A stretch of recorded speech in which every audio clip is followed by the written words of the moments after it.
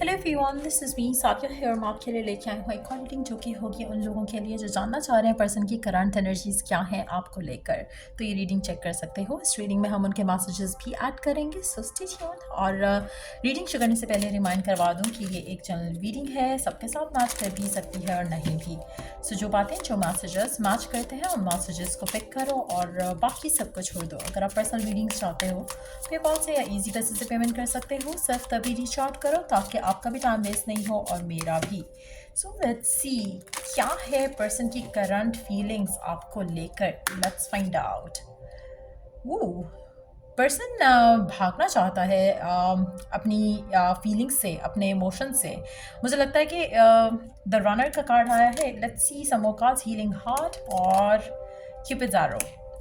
Another direct we do have soulmates. अच्छा, ये person right now मुझे लगता है कि इसको डर है, खौफ है रिलेशनशिप से, कमिटमेंट से, और डेफिनेटली फ़िलहाल ये फियर ऑफ इंटीमेसी काफ़ी स्ट्रॉन्ग है इसके जहन में आपको लेकर। तो जो भी स्पेसिफिक समवन है जिसके साथ आपका बहुत ही ब्यूटीफुल रिलेशनशिप शुरू हुआ, मुझे लगता है कि this love that you have for each other is very strong. आपका पर्सन भी आपको चाहता है, आपको प्यार करता है, बट मुझे लगता है कि उनको फियर है कमिटमेंट का। तो रीज़न कुछ भी हो सकता है कि they are not ready for a committed relationship. हो सकता है कि उनके माइंड में कुछ और गोल्स हों या रिस्पॉन्सिबिलिटीज़ हों जिसकी वजह से वो ज़्यादा आपको फ़िलहाल दे नहीं पाएंगे कमिटमेंट।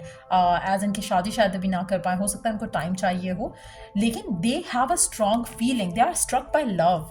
आपके लिए जो उनका प्यार है वो काफ़ी स्ट्रॉन्ग है। So definitely there is nothing that that can, मतलब कुछ ऐसा नहीं है जो आपको डाउट होना चाहिए कि पर्सन शायद प्यार नहीं करता। प्यार करता है, इसको आपसे उतना ही प्यार है जितना आपको इससे है। ये प्यार जो है वो स्ट्रॉन्ग है, इमोशन स्ट्रॉन्ग है, फीलिंग स्ट्रॉन्ग है, लेकिन एट द सेम टाइम जो सिचुएशन है ना वो ज़्यादा फेवरेबल नहीं लग रही है यहाँ पर। आप में से कुछ लोगों के लिए हो सकता है कि पर्सन जो है इसलिए भी थोड़ा जैसे होता है ना कि आप फूक फूक के कदम रखते हो, आप हर चीज़ बहुत ही कॉन्शियस होकर, बहुत ही फियरफुल होकर, या हर चीज़ को कैलकुलेट करके करना चाह रहे होते हो क्योंकि आपका पास्ट एक्सपीरियंस अच्छा नहीं रहा। तो उस तरह की सिचुएशन भी हो सकती है पर्सन के एंड से। They might have been abusive relationship कुछ लोगों के लिए, लेकिन इस इंसान को अपना हार्ट हील करने में भी टाइम लगेगा। तो मुझे लगता है कि even though they have love for you, ये अपनी फीलिंग्स से भागना चाह रहे हैं राइट नाउ, लेकिन ये हमेशा भागते नहीं रहेंगे क्योंकि ये आपका सोलमेट है, ये सोलमेट कनेक्शन है, ये डेफिनेटली आपका सोल कॉन्ट्रैक्ट हुआ है इस इंसान के साथ।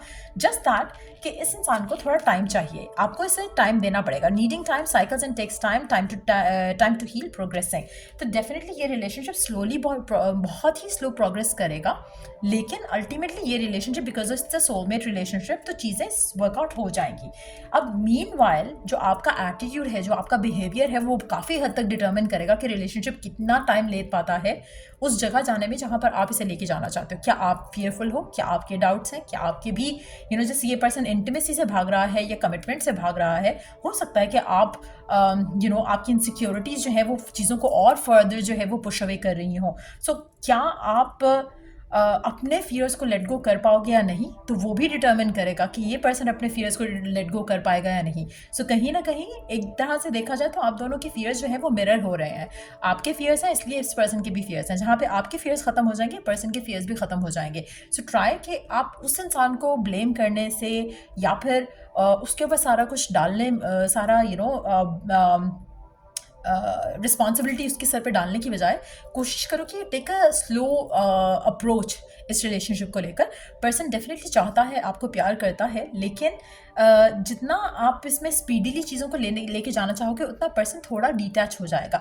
अगर आप one day at a time लेते हो, रिलेशनशिप में रिलैक्स रहते हो, पर्सन खुद आपकी तरफ खींचा चला आएगा। लेकिन अगर आप खुद जैसे होता है ना कि you start flapping your wings to get their attention, to get the commitment, मुझे लगता है कि जितना ज़्यादा पीस में रहोगे ना इस रिलेशनशिप में उतना आपके लिए फ्रूटफुल रहेगा। सो डेफिनेटली ये सोलमेट कनेक्शन है, पर्सन चाहता है, पर्सन प्यार करता है आपको, लेकिन फिलहाल ये कमिटमेंट से दूर जा रहा है। फिलहाल ये आपको वो प्रॉमिस नहीं दे सकता जो आप चाहते हो। सो इंस्टेड ऑफ थिंकिंग कि may be they don't love you, just understand कि इसके पास हो सकता है रिस्पॉन्सिबिलिटीज़ हो सकता है आप जानते हो या नहीं जानते हो, इसके ऊपर फैमिली का प्रेशर हो सकता है आप जानते हो या नहीं जानते हो।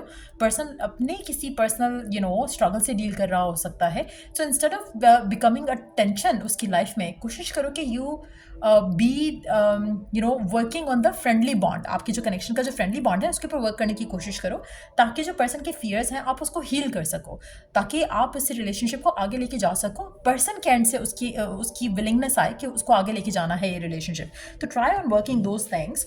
लेट्स सी के मैसेजेस क्या है पर्सन के आपके लिए, क्या कहना चाहता है आपका पर्सन आपसे, क्या है उसके मन में जो आपसे कहना चाहता है, क्या है मैसेजेस आपके पर्सन के आपके लिए।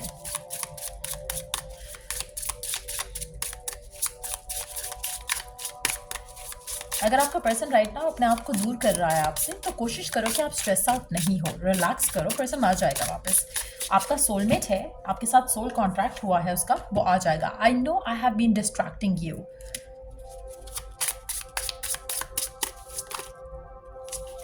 Appearance can be deceiving. It's time for us to say goodbye. I keep recalling our separation over and over again. मुझे लगता है कि अगेन आप में से काफ़ी सारे, I hope that someday you will forgive me. मुझे लगता है मेजॉरिटी लोगों के लिए आपका पर्सन पुल अवे कर रहा है, या कर चुका है, या फिर करने वाला है। और डेफिनेटली आपको लग कुछ रहा है, back of the mind person के कुछ और रीज़न है। ये नहीं है कि वो प्यार नहीं करता, ये नहीं है कि उसका दिल नहीं है इस रिलेशनशिप में, लेकिन जिस तरह की सिचुएशन हो चुकी है आपके और उसके दरमियान में, इस कनेक्शन में रहना आपके लिए और उसके लिए उतना ही मुश्किल है जितना कि आपकी सोच है। मुझे लगता है कि आपके लिए अंडरस्टैंड करना आसान नहीं हो रहा है मेजॉरिटी लोगों के लिए। अगर आपका ब्रेकअप अभी नहीं हुआ तो हो जाएगा, क्योंकि ये जो रिलेशनशिप है आपका, इसमें आपके फियर्स जो हैं वो मैनिफेस्ट हो रहे हैं और आपके पर्सन के फियर्स भी मैनिफेस्ट हो रहे हैं। सो कहीं ना कहीं आप दोनों पुल अपार्ट करोगे। उसके बाद जब आपको समझ आएगी, आपके पर्सन को समझ आएगी रिलेशनशिप को लेकर, तब चांसेस हैं कि आप दोनों का पैचअप हो।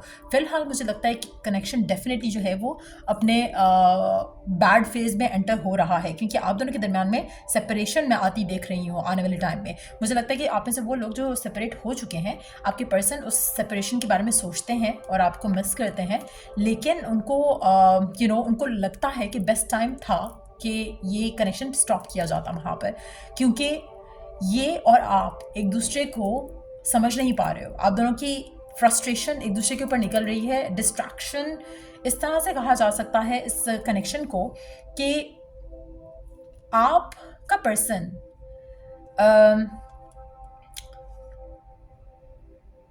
मुझे लगता है कि आपका पर्सन आपकी प्रेजेंस से डिस्ट्रैक्ट होता है, इसलिए उसको लगता है कि आप भी इस इंसान की प्रेजेंस से डिस्ट्रैक्ट हो रहे हो राइट नाउ, जो कि शायद आपका पर्सन चाहता है कि अभी वो फुल फोकस अपना जिंदगी का किसी और चीज़ पे लगाएं। सो कहीं ना कहीं अगेन मिररिंग सिचुएशन लग रही है मुझे यहाँ पर। कोशिश करो कि इस रिलेशनशिप को लेकर अगर ख़त्म हो रहा है या ख़त्म हो चुका है, सरेंडर करो। जितना ज़्यादा ऑब्सेसिवली चाहोगे कि कनेक्शन पैचअप करें, या फिर चाहोगे कि पर्सन वापस आए, या फिर चाहोगे कि पर्सन अगर कनेक्शन में हो तो आपको कमिटमेंट दे, उतना आपका रिलेशनशिप स्ट्रेच अपार्ट हो जाएगा। So try and understand and not do the mistake. अगर आप ऑलरेडी नहीं कर चुके हो मिस्टेक, कोशिश करो कि अपने आप को रिलैक्स कर लो। कनेक्शन के ऊपर, पर्सन के ऊपर प्रेशर नहीं डालो to take things forward to the next level. जितना ज़्यादा आप रिलैक्स रहोगे उतना आपके रिलेशनशिप के लिए अच्छा है। अदरवाइज आपका रिलेशनशिप खत्म होगा। अगर रिलेशनशिप खत्म होता है तो आपके लिए गाइडेंस क्या है? क्या आपको वेट करना चाहिए? क्या आपको आगे बढ़ना चाहिए? क्या गाइडेंस है इन दैट सिचुएशन? और अगर खत्म हो चुका है तब भी क्या गाइडेंस है आपके लिए? अगर रिलेशनशिप खत्म होता है या हो चुका है, क्या है गाइडेंस आपके लिए? क्योंकि जो अगर आपका कनेक्शन है तो क्या करना है वो तो मैं आपको बता चुकी हूँ, लेकिन अगर ख़त्म हो चुका है या हो जाएगा तो क्या करना चाहिए आपको?